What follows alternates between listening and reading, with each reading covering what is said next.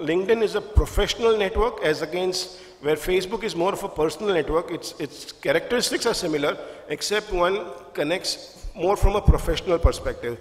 So the profile which one puts up is a very detailed professional profile, education, the jobs one has had, what is currently doing, in very deep detail one describes.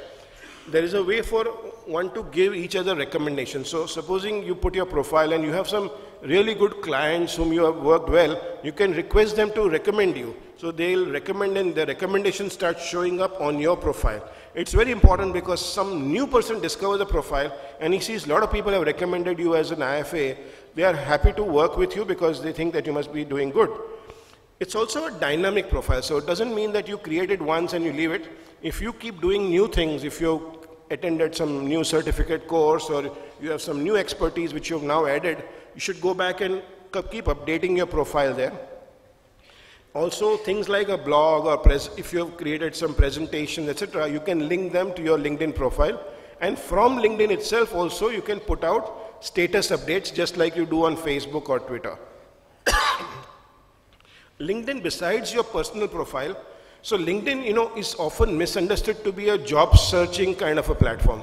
It is far, far more than just being a job search. So it has all these other options like LinkedIn groups, where there are groups on variety of subjects. So there are many, many groups in the personal financial investment space, for example. Now you can join those groups, participate in the discussions, or you could even go ahead and create some interesting group for yourself, get people to join and lead it. It's a great space for very, very interesting and productive discussion. In the process of participating in the discussion, you're building a reputation for yourself. By adding great value to conversations which are happening, people think of you as a person who is knowledgeable, and in turn, you're creating that thought leadership for yourself. There is a way to publish articles in LinkedIn, and they have tremendous reach. You just publish a small article, 200 words, 500 words, whatever. You have a point of view on something, go ahead and publish. It has a way of flying. It just reaches a lot of target audience without doing anything. You just publish it there on its own merit, pretty much. It can reach a lot of good target audience. So again, extremely powerful tool, must use. If you're having companies in your name, or if you're from a company, you can create a company page, just like you had in Facebook. Again, from company page, you can put out updates. You can search LinkedIn for whatever you're looking for, people, for discussions, etc.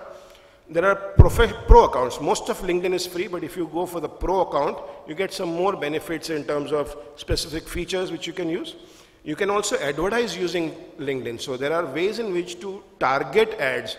So if you are operating in a certain area, in a certain geography, or a certain kind of audience, you can say, I want to reach all the people in this area who are, let us say, owners of small and mid-sized businesses, and whatever other criteria who are your target consumers. You can reach very, very specific targeted group because it targets based on the professional profile, and your message can be put out to them. So again, very, very effective. And of course, you can forward people, profiles, suggest people. So these are some examples of LinkedIn, let's say a profile or a discussion group, how discussions happen, how groups are there with large number of people. So some short screenshots from LinkedIn. There's also blogging, as I was saying, LinkedIn publishing. So somebody has put out an article saying the future of banking and investments, etc. And it has got a lot of views. A lot of people have commented and shared. So that's the power of the LinkedIn publishing, as I call it, just writing articles and putting it out. That's the example of that. Finally, YouTube. All of us use YouTube to view videos. How about putting out your video? So it's an easy form of media to consume. People see videos far more comfortably than reading long form text. Your video on YouTube can be even embedded onto your website or onto your blog. So you put a video on YouTube, that video can be embedded onto your website with zero effort, almost. You can create channels for your brand around your interest. You can link inside a video. So supposing you have given a talk somewhere, which is a 30-minute talk. People may not come and see 30 minutes, but in that talk, at the 24th minute, you have made an interesting point about, going for a SIP investment. and you want somebody to only see that, you can embed a link straight which starts from the 24th minute. So somewhere else you're saying, you know, why SIPs are a good investment. I was speaking at an event, and you can see my clip there. So out of the 30 minutes, it can start at 24, and, you know, straight away somebody can see your 2 minutes where you were talking about why SIPs make for a great investment option. So that sort of thing is possible. You can put a link on the video which can go to your website. So while somebody is seeing and they get interested, they can click and, you know, go straight to your website, for example. And again, videos can become quite viral. So for example, in your space, there are lots of people who have created their own video channels and putting out lots of interesting videos, as you can see, right? And so, you know, it's not a big deal. You know, today your camera is your video camera. You could have somebody just record you as you speak on a certain subject, save it, put it on YouTube. It's as simple as that. It's not a big deal. It's not like a big television commercial that you're creating very expensive, and it can become impactful if your content is good. Whatever you're speaking is interesting, makes sense, it can again have a great visibility. So, you know, I've already got warning on time, so I'm going to summarize quickly. So, first of all, if you've not made any start, then start small. Do some experiment, maybe Facebook or something like that. Get comfortable, then jump. Don't try to do lots of things together, because each platform has a learning cycle. Each engagement will have a learning cycle. You will do something. Maybe sometimes you make a mistake. You'll regroup. So start small, experiment, then do more. Start with a good profile on LinkedIn and Facebook. That's the most important thing. Put out a proper, complete profile with all the information about you, so people know who you are, what's your background, what's your experience. WhatsApp is a great option. I have not spoken much about WhatsApp, but because WhatsApp is not so much in a control, you can't do too much control, but it's also a kind of social media for sure. So connecting your client base, let's say on a WhatsApp group, and putting out periodic updates, which they will value because you're giving your point of view on things as they are happening, the dynamic changes in the market and the economy. You're putting your point of view, they will be very receptive to that. So WhatsApp can be used very, very effectively. Start connecting to existing clients. So once you put a profile, you know, find all your clients' connections, ask them to connect with you, become a friend with you on Facebook or connect with you on LinkedIn. That's an immediate start. Even if you can't create content, even if you're not, I'm not a content writer, I don't know how to put together an article, but you can be reading interesting content from India, from outside India. You can curate it. You can pick the right articles and share them through your Facebook page or through your LinkedIn status updates. And maybe along with it, you can put one line of your viewpoint. You know, here's an interesting point of view on derivatives or this or that or whatever it is that you're talking about. So it seems that you're picking interesting content and sharing with your clients. In that sense, you're adding value to them by giving them things which they would have not found on their own, plus maybe putting a line of your value addition to it. Okay. And start sharing them on your social media profiles. Be selective about what you're sharing. So let it not, first of all, be too much, because the last thing you want is people to think of you as a spammer. You know, you keep sending 10 different things every day, you know, I don't really need everything. So, you know, just because it's easy to share doesn't mean that you want to abuse the privilege that your clients have given you by connecting to you on Facebook or LinkedIn or WhatsApp.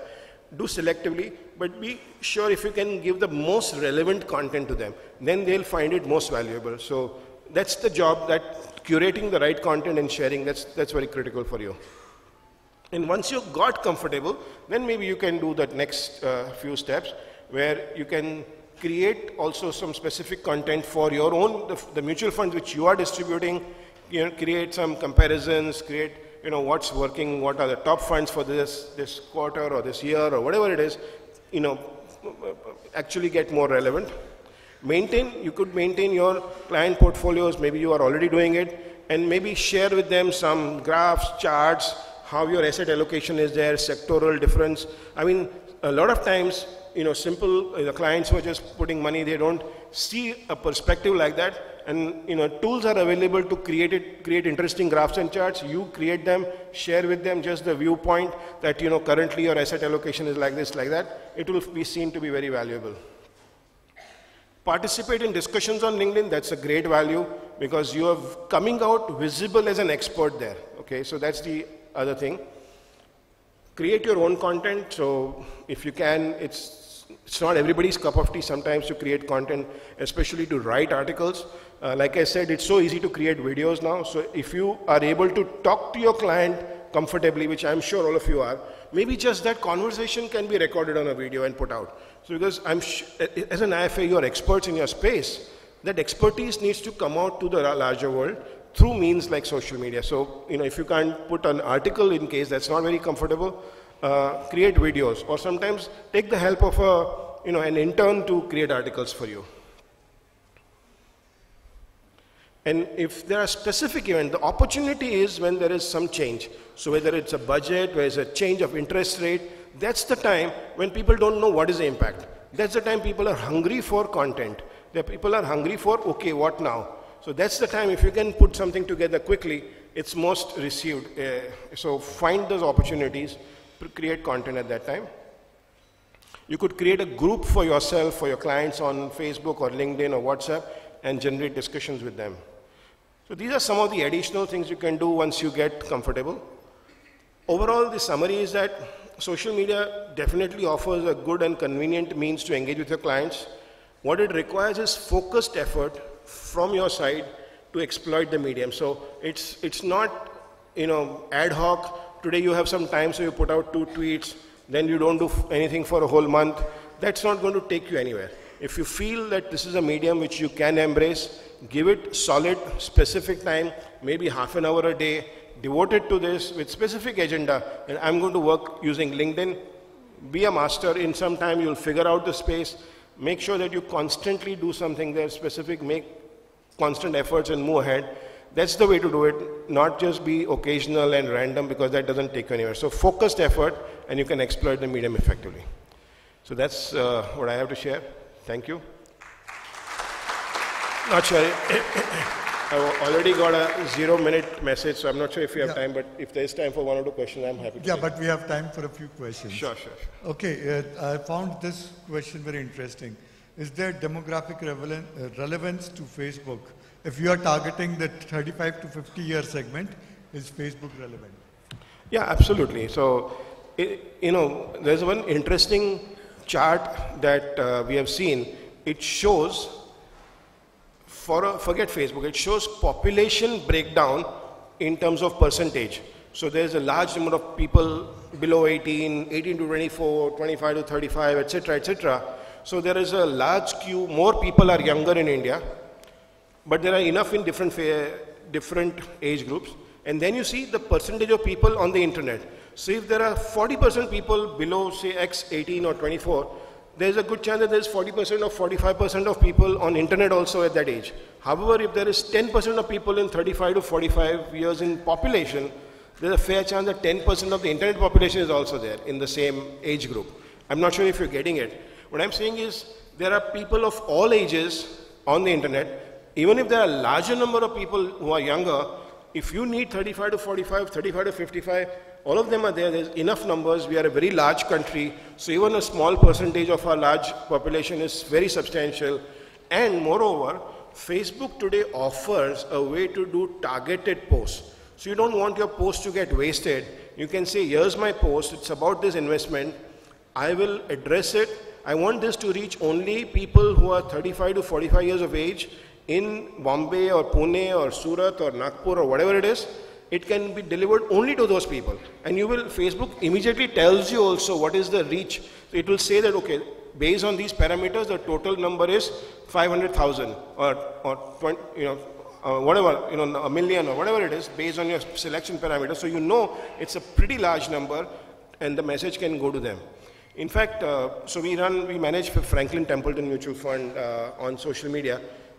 When we started out, we had not allowed people below a certain age to come to the page, because exactly same question which you have, that look, our business is of a certain kind. We don't want youngsters who may have nothing to do with investment to come and just do some casual posting and all that. So let's be focused, let's be selective to a specific kind of age group which is of interest.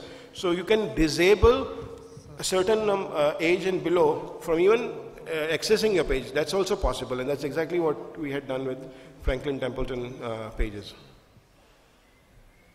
Okay. Now the next question is, which social media do you think is the most powerful from an IFA? Assume that they cannot take professional help from people like you. Assume that the budgets are not this thing, nor do they have terrific writing skills, right, if these were the constraints. So I would say that the two which, maybe actually the top four which I said were the four.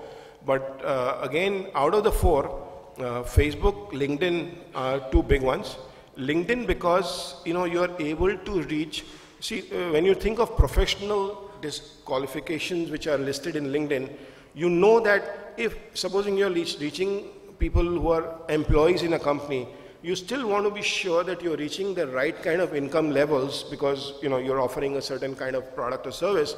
So you say you can reach people who are managers and above in companies which are of this size and above, or in this location. So you know you can reach very, very specific target because that information, that data is available with LinkedIn, and it enables you to search in that manner. So one, you're able to pick the very, very specific target audience. People there on LinkedIn are relatively serious because they are there from a professional networking point of view. Everybody wants to make more money. You are the person who's enabling them to make more money. So if you are there on that network, creating discussions, participating in discussions, that's a very, very relevant medium. You are able to reach the right audience and in a serious manner inform them about how you can add value to them. On the other end, everybody who's on LinkedIn is also on Facebook, and many people who are not on LinkedIn are also on Facebook, right? It's the biggest network. It's the network where people spend the most time. So even though Facebook, perception-wise, is something which you do for fun, for friends, for family, you spend a lot of time. And today, actually, the interesting thing is our work and home life is all fused together because of the device in our hands. When you have a tablet or you have a phone, it's not that my work has got switched off and now my family time starts.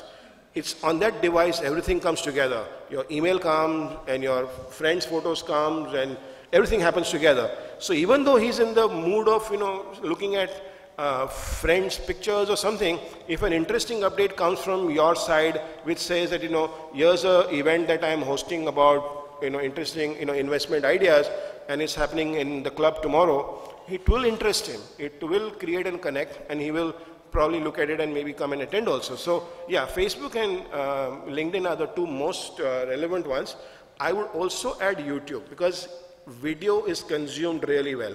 If you can master video, and it's not a big deal, like I said, if you have a nice corner in your office which has a good background, you know, something like that, and you can just put a camera on a tripod and record through your phone and create periodic small videos, 1 minute, 2 minutes, 3 minutes, interesting small updates, those can fly very well because they are very easy to consume as against writing 2 pages of text, which are, people don't tend to read beyond the first paragraph. So if you can get, you know, also comfortable with video, that's an interesting medium also. Okay, Sanjay, actually there are lots and lots of questions for you. What I would suggest to all the people who have sent these questions is, Sanjay, can I request you to stay back? There's a speaker room there. Sure. If you can meet some of these people Sure. there over coffee Sure. and address their queries, maybe that would be better. Okay? Fine. So the speaker lounge is on the left as soon as you get out. Okay? So those of you who have, and now Sanjay, Sure. big round of applause for Sanjay.